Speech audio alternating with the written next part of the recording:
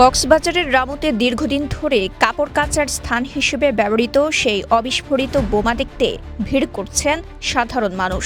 স্থানীয়রা বলছেন, আগে না বুঝে ওই বোমার উপর নিশ্চিন্তে কাপড় কাচলেও এখন রাতে ঘুমাতে পারেন না আতঙ্কে। আর মানুষজন ভিড় করায় বিরক্ত হচ্ছেন তারা। বিভিন্ন মানুষ আসে, গলদায় আসে, আমরা ঘুমাতে পারছি না। রাতে আসে, দিনে আসে, এখন আমরা কি করতে পারি? সরকারের কাছে আবেদন করছে, এটা যদি সরাই নিয়ে যেত, না হলে কোনো কিছু করতে ভালো হতো।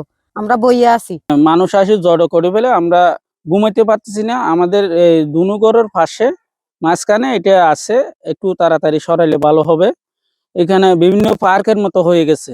সম্প্রতি রামুর কাওয়ারখোপ ইউনিয়নের লটুখিয়ার ঘোনা এলাকার তচ্ছাখালী গ্রামে 4 ফুট লম্বা ও প্রায় একই পরিমাণ ব্যাসের অবিস্ফোরিত ওই বোমার খবর পান আইন শৃঙ্খলা রক্ষাকারী বাহিনী। 300 থেকে 350 কেজি ওজনের বোমাটি দ্বিতীয় বিশ্বযুদ্ধের সময়কার বলে ধারণা তাদের। শুনেছি অনেক আগে থেকে মানুষজন এখানে ওই ভয়ে এখানে ঢুকতো না।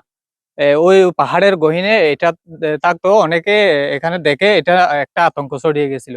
তখন বইয়ে অনেকে ঢুকতো না, এরপর থেকে এখানে যাতায়াত কম ছিল। স্থানীয়রা জানান, জলাশয়ের ধারে পড়ে থাকায় নিছক ধাতব টুকরো ভেবে দীর্ঘদিন ধরে ওই বোমার ওপর কাপড় কাচতেন তারা। শুধু তাই নয়, বোমাটির সঙ্গে যুক্ত পাখার মতো অংশ কেটে বিক্রি করে দিয়েছেন ভাঙাড়ি ব্যবসায়ীদের কাছে।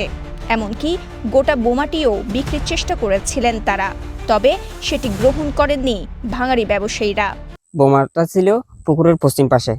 পুকুরের পশ্চিম পাশে বোমাটা যখন ছিল, পশ্চিম পাশ থেকে পূর্ব পাশে নিয়ে এটা আমরা গাড়ি হিসাবে ব্যবহার করতাম। আমাদের মা বোনরা ব্যবহার করতো।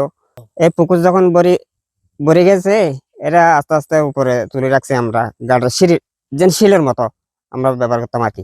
আমরা 8-10 জন নিয়ে গেছি, আমরা গাছ দিয়ে এই কুচা মারে নিয়ে গেছি আর কি। টানা তৃতীয়বার অর্জন করেছে দেশের সেরা সুপার ব্র্যান্ড স্বীকৃতি বসুন্ধরা টিস্যু। গেল শুক্রবার ঘটনাস্থল পরিদর্শন করে বোমাটির চারপাশে লাল কাপড় টাঙিয়ে দেয় আইন শৃঙ্খলা রক্ষাকারী বাহিনী।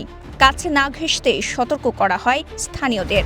এরপর থেকে ওই অবস্থায় পড়ে আছে বোমাটি। এর মধ্যে বিষয়টি গণমাধ্যম ও সামাজিক যোগাযোগ মাধ্যমে ছড়িয়ে পড়লে বোমাটি দেখতে ভিড় করতে থাকেন আশপাশের বাসিন্দারা। পুকুরে ব্যবহার করতাম, কম্বল ধুইতাম, কাপড় চোপড় ধুইতাম, থাল বাসন মারতাম। তখন আমাদের বই ছিল না। এখন যখন বাড়ির পাশে আছে, এটা আমাদের বই হয়ে গেছে।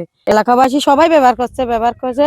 এখন আমাদেরকেও বই লাগছে। চুঁড়ো ছেলে আছে, চুঁড়ো মেয়ে আছে, ওখান থেকে এটা রাখতে পারি না। এটা যদি নিয়ে যায় আমরা অনেক ভালো হতো।